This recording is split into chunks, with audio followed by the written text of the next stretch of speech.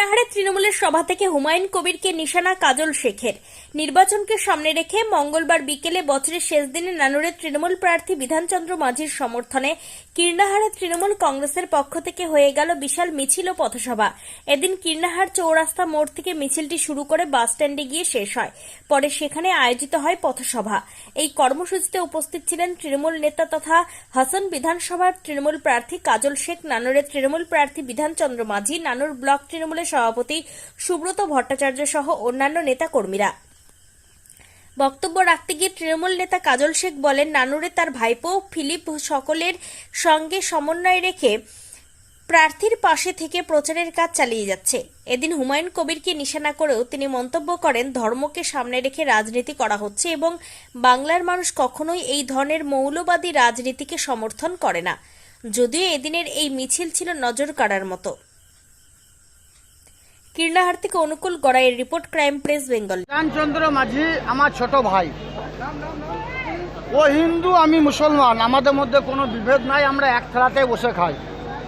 স্বভাবতই ভাইয়ের প্রচারে দাদা আসবে, যতই ব্যস্ততা থাকুক, শত ব্যস্ততার মাঝেও দাদার তার ভাইয়ের প্রচার এসেছে।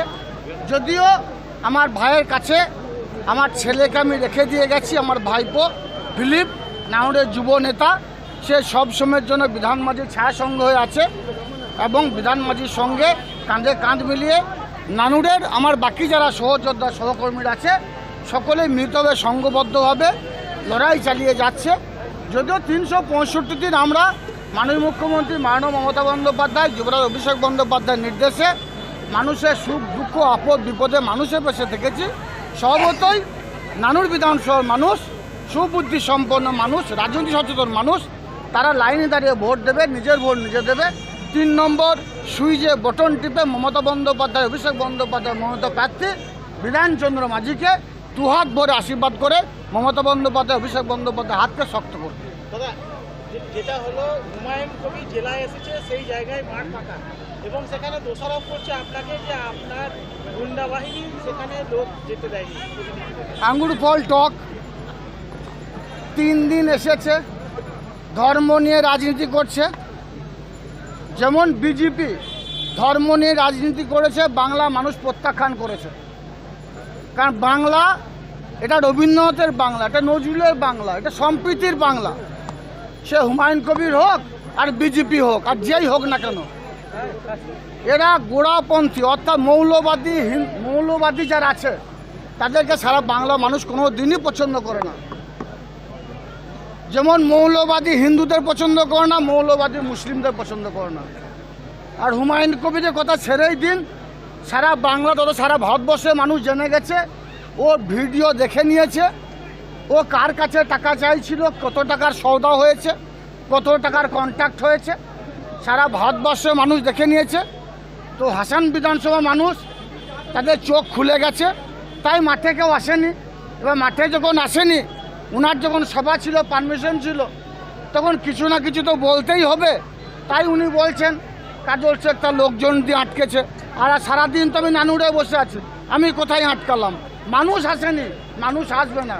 বাকি যে সভা সমিতিগুলো করবেন সেগুলো ফাঁকা হবে। ইলেকশন কমিশন এবার নতুন সিস্টেমে নির্বাচন করছে। যেদিন ইলেকশন হবে বা পোল হবে, সেদিন কোনো রাজনৈতিক দলের প্রার্থীদের ভেতরে কোনো এজেন্ট থাকবে না। কাজে যে এজেন্টরা ওখানে ভোটারদের ভয় দেখায়, ভীতি দেখায়, পরে বুঝে নেওয়ার হুমকি দেয়, সেটা এবার কোনো স্কোপ। কাজে মানুষ নিজের গণতান্ত্রিক অধিকার, নিজের পছন্দ মতো প্রার্থীকে তারা ভোট দিতে পারে। আমরা মানুষের কাছে নতুনভাবে একটি রাজনৈতিক দল নিয়ে এসেছি। সেই দলের মেন উদ্দেশ্য হচ্ছে স্বচ্ছতা এবং নিরপেক্ষতা এবং স্বচ্ছ ভাবমূর্তির একটা সরকার গঠন করা, যেটা 3বারের মুখ্যমন্ত্রী আজকের দিনে চোরের রানী হিসাবে পরিণত হয়েছে এবং তুলাবাজের সরকার হিসাবে পরিণত হয়েছে। রাজ্যের ক্যাবিনেট, একাধিক মন্ত্রী, বিধায়ক, আমলা জেল খেটেছে। সেই বীরভূমের যিনি বাঘ বলে পরিচিত, তেনাকে তিহার জেলে থাকতে হয়েছে। কাজে আগামী দিনে মানুষ শেষ কথা বলে। গণতান্ত্রিকভাবে মানুষ তাদের রায়দান প্রকাশ করবে। আমরা শুধু মানুষের কাছে বলতে এসেছি, মানুষকে চাইছি 30 বছর কংগ্রেস, 34 বছর বামফ্রন্ট, 15 বছরের মমতা ব্যানার্জি যে তুলাবাজির সরকারে পরিণত হয়েছে, মানুষ একবার পরিবর্তন করুক। এর আগে 2011-তে মমতা ব্যানার্জি বামফ্রন্টের পরিবর্তনের সরকার চেয়েছিলেন, তিনি নিজে 3-3বার মুখ্যমন্ত্রী হয়েছিলেন। আজকের দিনে তার সেই সততার প্রতীক বা বাংলার অগ্নিকন্যা নামটাই মুছে গিয়েছে বাংলার মানুষের কাছে। আজকে তারা পুরো তোলাবাজের একটা সরকার, চাকরি বিক্রি করা সরকার এবং সর্বত্রই দুর্নীতিতে ডুবে গেছে।